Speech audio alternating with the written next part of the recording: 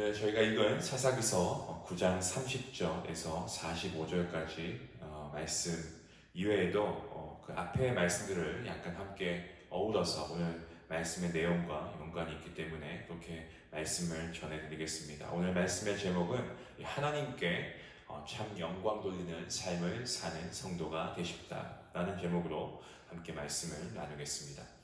오늘 본문 말씀 이전에 그 26절 말씀을 보시면 한 인물이 등장하고 있습니다. 그 인물의 이름은 바로 가알이라고 하는 그러한 사람인데요. 이 가알은 그의 삶을 통해서 우리에게 주는 메시지가 분명하게 있다라고 저는 믿습니다. 그가 어떠한 삶을 살았는지 우리가 말씀을 통해 잠깐 보면 그가 이스라엘 사람이었나 아니면 이방 족속이었나 뭐 이런 사실에 대해서는 성경에서 언급하고 있지 않습니다. 성경에 나와 있는 말씀은 그의 형제와 더불어 세겜에 이르렀다라고 하는 그런 말씀만 나와 있습니다. 근데 문제는 어떻게 보면 이런 근본도 알 수 없는 사람을 이 세겜 사람들이 신뢰하고 있다는데 바로 그 문제가 있다는 거죠. 이 가알과 그의 형제들을 위해서 신당에서 연회를 베풉니다. 그리고 함께 먹고 마시면서 아비멜렉을 저주합니다. 그리고 어떻게 소리치냐면 아비멜렉을 섬기느니 세겜의 아버지 하몰의 후손을 섬기는 것이 낫다. 당신들이 내 수하였다면 진작에 아비멜렉을 제거했을 것이다 라고 이렇게 소리치고 있습니다. 여기에서 이 세겜의 아버지 하몰 이라고 하는 인물은 이 창세기로 가시면 창세기 34장에서 등장하고 있는 인물입니다. 그들은 원래 히위 족속이었는데요. 야곱의 유일한 딸인 디나를 아내로 삼고 싶었던 인물이 바로 세겜이었습니다. 그는 그 디나를 겁탈한 그러한 인물입니다. 그 보복으로 시므온과 레위는 할례를 받으라 라고 하면서 이 모든 남자들을 죽입니다. 쉽게 말씀드리면 이 세겜은 가나안의 여러 부족들 중에서도 정복을 당한 족속 중에 하나였는데 이들의 독립에 대해서 이 가알이 이 술에 취해서 지금 말하고 있는 겁니다. 가알은 이후에 어떻게 되었습니까? 이 세겜의 방백이었던 스불에 의해서 영모 소식이 알려지게 되고 그리고 아비멜렉은 이 가알이 원하는 대로 군대를 파병하게 됩니다. 오늘 저희가 시간 관계상 읽진 않았지만 오늘 본문 말씀에 나와 있는 39절 말씀에 보시면 이 가알은 그래도 어느 정도 책임감이 있는 사람으로 보여집니다. 세겜 사람들보다 앞에 서서 전투를 임했다라고 성경에 기록되어 있는데요. 근데 성경은 우리가 항상 그렇지만 잘 봐야 됩니다. 근데 보면 이 오래가지 못하고 패배합니다. 그리고 내쫓김을 당하게 됩니다. 그야말로 비참한 그런 최후를 맞게 됩니다. 실력도 없고 요즘 세상 말로 허세를 부리다가 그렇게 된 것입니다. 그런데 실력이 있었고 또 허세가 아니었다라고 해도 이 사람의 결정적인 잘못은요 바로 우상 숭배하고 있는 그러한 자들과 함께 했다는 데에 우리가 주목해야 합니다. 연애 장소가 신당이었다라고 하는 것은 여러 가지 육체적 음란한 그런 행동들이 분명하게 있었다는 것을 동시에 우리에게 말씀하고 있는 겁니다. 왜냐하면 당시의 우상 숭배가 행해졌던 이런 신당에서는 제사를 드리는 과정에 있어서 이런 남자와 여자 간의 난잡한 이런 성적인 행위가 있었기 때문에 그렇습니다. 거기에 영적인 음란함이 함께 있었으니 이 거룩하신 하나님께서 보시기에는 이 악도 정말 큰 악을 행하고 있는 그러한 모습이었다라는 것입니다. 또한 이와 같은 세상 문화에 대해서 이 노예 근성에 찌든 사람이라고 성경이 말씀하고 있는데요. 고대 사회에서의 우리가 노예의 삶을 한번 되짚어 볼 필요가 있습니다. 고대 사회에서 노예의 삶 어떠했습니까? 하루 종일 주인에 의해서 고된 일을 하고 그리고 잠들기 전에 그런 하루의 그 받은 스트레스나 어떤 피로 이런 것들을 술과 그리고 여자로 해결했던 그러한 삶이었습니다. 이러한 문화들은 지금도 세상 가운데 사실 고스란히 남아있는 것을 보게 됩니다. 하나님께서는 에벳의 아들 이 가알과 같은 사람들과 어울리는 것을요 하나님은 원치 않으십니다. 왜냐하면 그러한 사람들로 인해서 세상적인 가치관으로 우리가 물들 수 있기 때문에 그렇습니다.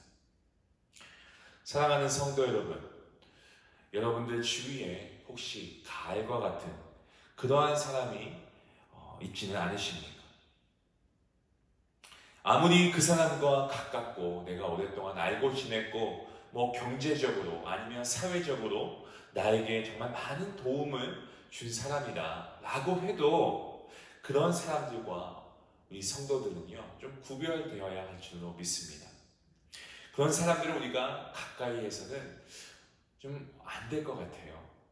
하지만 그 사람은 여러분 나는 정말 그래도 그 사람이 너무 귀해. 그 사람은 나는 너무나 소중하게 생각해. 그 사람을 사랑한다라고 하신다면 우리 성도가 해야 할 것은 그분의 영혼 구원을 위해서 기도하시면서 하나님께로 인도해야 할 줄로 믿습니다. 그래서 하나님께서 기뻐하시는 그러한 하나님의 사람이 되시고 그리고 정말 가장 우리가 복음을 들으면서 귀한 게 무엇입니까? 영혼 구원 아니겠습니까? 저와 여러분도 바로 그런 구원을 받아서 우리가 영원한 생명을 소유한 천국 백성 아니겠습니까? 이렇게 하나님을 모르고 영적으로 죽어가는 사람들, 하지만 나와는 깊은 관계가 있는 분들을 위해서 우리가 계속해서 기도하고 우리가 복음을 그들에게 전파하며 그 결과는 우리가 하나님께 맡기겠지만 우리가 그러한 모습으로 절대로 그분들에게 휩쓸려 가지 마시고 우리가 빛과 소금의 역할을 감당하며 그분들에게 우리가 하나님의 말씀을 전하고 그분들의 구원을 위해서 우리가 기도해야 할 것입니다. 아비멜렉 앞에는요 이 호칭이 있습니다. 여룻바알의 아들. 이 여룻바알의 뜻을 잠깐 살펴보길 원합니다. 여룻바알은요 바알이 그와 다툴 것이다 라는 의미입니다. 하나님의 명령에 의해서 기드온이 바알 신상을 무너뜨립니다. 그리고 나서 그 다음에 동네 사람들로부터 받게 된 이 별명입니다. 주변 사람들에게 받은 별명입니다. 그리고 아비멜렉은요 나의 아버지는 왕이시다 라고 하는 뜻입니다. 한마디로 말씀드리면 하나님을 위해서 우상 숭배자들을 대적하고 왕의 그러한 자녀답게 살아야 하는 그였습니다. 하지만 그것과는 전혀 상관없는 삶을 살았던 그는 아무리 배다른 남매였다고는 하지만 요담을 제외한 70명의 모든 형제들을 죽입니다. 아버지 기드온은 백성들의 요청에도 불구하고 왕의 자리를 거절했습니다. 하지만 아비멜렉은 어떻습니까? 자기 스스로 왕이 되었습니다. 기드온이 하나님의 마음으로 미디안과 숫곳 사람들을 처단한 것에 비해서 아비멜렉은 어떤 술김에 취해서 한 말일 수 있는 것을 가지고 이 세겜 사람들을 학살하였습니다. 그야말로 폭군이나 졸장부들이 할 법한 그러한 행동을 한 것입니다. 참고로 기드온 앞에 붙는 이 요아스의 아들에서 요아스는 이 여호와가 도우신다 라는 뜻입니다. 기드온은 그 설명대로 하나님의 도우심으로 살아갔던 그였습니다. 하지만 70명의 자녀 중에 한 명인 아비멜렉은 그렇게 하지 못한 것입니다. 성경은 어떻습니까? 계속해서 그가 마땅히 살아야 하는 삶이 아닌 다른 삶을 살고 있는 것을 성경에서 부각하고 있는 것을 보게 됩니다. 사랑하는 성도님, 지금 여러분들의 삶은 어떻습니까?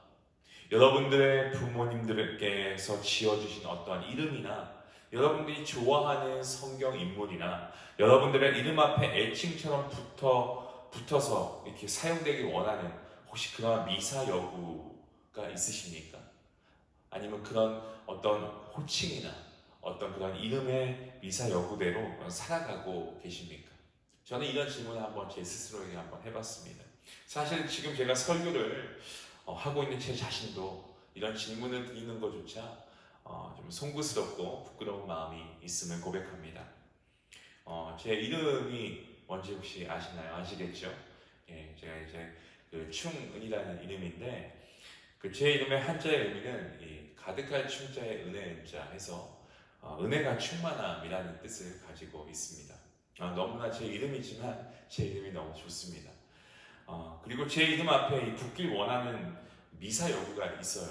그게 뭐냐면 바로 겸손한 하나님의 사랑, 이런 미사가 붙었으면 좋겠더라고요. 하지만 누군가 저에게 조금 전에 제가 방금 여러분께 말씀드린 어떤 그런 질문을 똑같이 해온다면 목사님은 어떤 그런 이름 앞에 애칭처럼 붙기 원하는 미사 여구대로 살아가고 계십니까? 라고 누가 저한테 물어보신다면 기도하면서 이 성령 하나님의 도우심을 구하는 가운데 정말 늘 겸손하게 또 은혜가 충만한 그런 말씀과 기도 생활을 잘 하고 싶습니다. 하지만 그게 참 어렵습니다. 라고 말씀드릴 수밖에 없을 것 같습니다. 여러분들은 저보다 나으시겠지만 저의 상황과 비슷하지 않을까 생각해 봅니다. 왜냐하면 우리에게는 끝까지 우리가 이 세상을 살아가는 동안에는 여전히 이 죄성이 남아있기 때문에 그렇습니다. 자꾸만 죄를 지으려고 하는 그러한 죄성이 저와 여러분에게 있다는 거죠. 그렇다고 해서 우리가 마냥 슬퍼해야 할 일은 아닙니다. 포기해야 할 것이 아니고요. 우리가 포기하지 않아야 됩니다. 오히려 왜 그렇습니까? 우리는 우리의 소망이신 주님이 계시기 때문에 그렇습니다. 우리가 주님을 바라보고요. 끝까지 우리가 우리의 눈을 주님을 향해 돌리고 우리가 정말 주님께 간구하는 가운데 성령 하나님을 우리가 의지하며 나아갈 때 하나님께서 계속 우리에게 할 수 있는 믿음과 용기를 주시는 것입니다. 시작은 미약하여도 하나님께서 우리와 함께 하시면 우리의 끝은 창대하게 될 줄로 믿습니다. 가알의 반란 사건이나 아비멜렉의 세겜 사람 학살 사건이 일어난 원인이 과연 무엇입니까? 그것은 오늘 본문 앞에 있는 24절 말씀에 나와 있는데요. 이렇게 말씀하고 있습니다. 이는 여룻바알의 아들 70명에게 저지른 포악한 일을 갚되 그들을 죽여 피 흘린 죄를 그들의 형제 아비멜렉과 아비멜렉의 손을 도와 그의 형제들을 죽이게 한 세겜 사람들에게로 돌아가게 하심이라 라고 말씀합니다. 아비멜렉 외에 유일한 생존자였던 이 요담의 주장에 의하면 9장 17절에서 알 수 있는 것처럼 기드온은 목숨을 아끼지 않았고 그리고 미디안을 대적해서 세겜을 구했습니다. 하지만 어머니가 세겜 출신이었던 아비멜렉은 세겜 사람들과 결탁해서 요담을 제외한 기드온의 모든 자녀들을 다 죽입니다. 이에 대한 기록이 9장 1절에서 5절까지의 말씀에 잘 기록되어 있습니다. 한때 아비멜렉과 이 세겜의 관계는 너무나 친밀한 관계였습니다. 하지만 이들의 악행을 심판하시기 위해서 하나님께서는 악한 영을 허락하시고 결국에 파멸의 길로 그들은 걷게 되는 것입니다. 그런데 여러분, 이 모든 것은 이러한 상황이 펼쳐지는 것에는 근본적인 그런 원인이 있었다는 겁니다. 그것은 바로 기드온의 욕심과 무관심한 자녀 교육입니다. 기드온은 일찍이 왕이 되지 않겠다라고 했습니다. 그런 모습을 보면서 왕으로 떠받는 그러한 백성들이 있음에도 불구하고 그러한 왕의 직을 그가 내려놓는 것, 하나님이 참 왕이시다라고 한 것은 정말 대단합니다.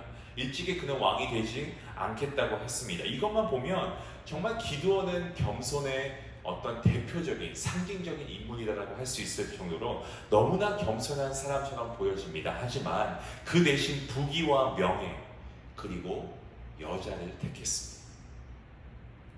전리품을 탐함으로써 부를 축적하고 동시에 자신의 공로를 더욱 드러내려고 했고요. 70명의 자녀를 둘 만큼 많은 여인들을 취했습니다.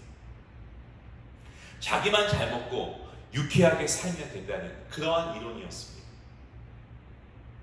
자기 자신과 그리고 자신의 집안은 오직 여호와만 섬기겠다라고 선포한 그였지만 그것에 걸맞는 제대로 된 신앙 교육조차 하지 않은 것입니다. 결국에 기드온 한 사람의 욕심을 통해서 자신의 자녀들과 그리고 세겜 사람들은 멸망하게 되었습니다.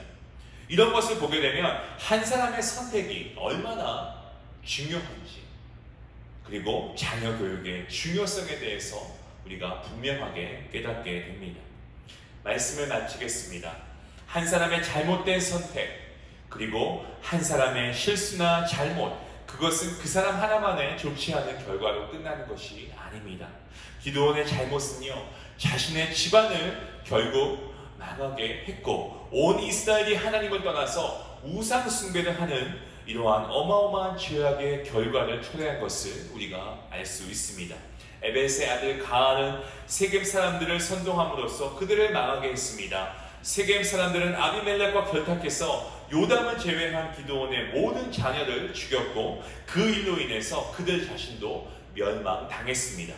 아비멜렉은 하나님의 허락도 없이 스스로 왕이 됨으로써 사사를 세워 이스라엘을 구원하시는 하나님의 사역을 방해하는 그러한 죄를 범하고 맙니다. 그것은 곧 이스라엘을 고통과 환난의 길로 하나님의 심판을 받게 하는 길로 걷게 했던 요인이 되어버립니다. 사랑하는 성도 여러분, 지금 현재 무엇인가를 놓고 선택하는 기로에 서 계시고 있는 분이 계시지는 않습니까?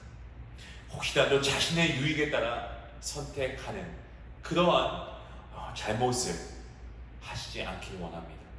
거기에는 여러분 생명이 없습니다.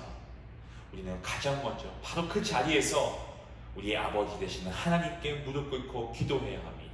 기도하십시오. 그리고 하나님께서 무엇을 기뻐하시는지 어떻게 하면 하나님께 영광되는 삶을 살아가는 성도의 삶을 살아갈 수 있는지 우리가 먼저 생각하고 그리고 하나님께서 주시는 믿음으로 행함으로 옮겨야 할 줄로 믿습니다.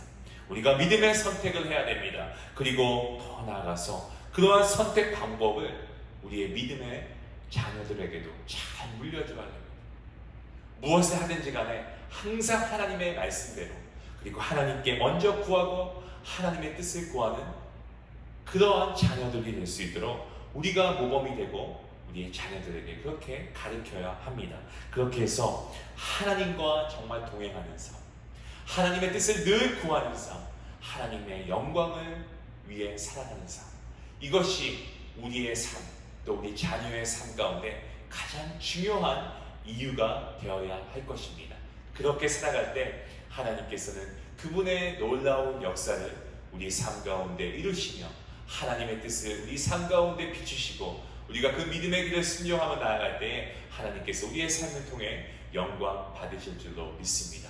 그러한 귀한 믿음의 삶, 복된 삶, 축복된 삶을 살아갈 수 있는 귀한 여러분과 또 여러분 각자의 가정이 될 수 있기를 주님의 이름으로 간절히 축원합니다.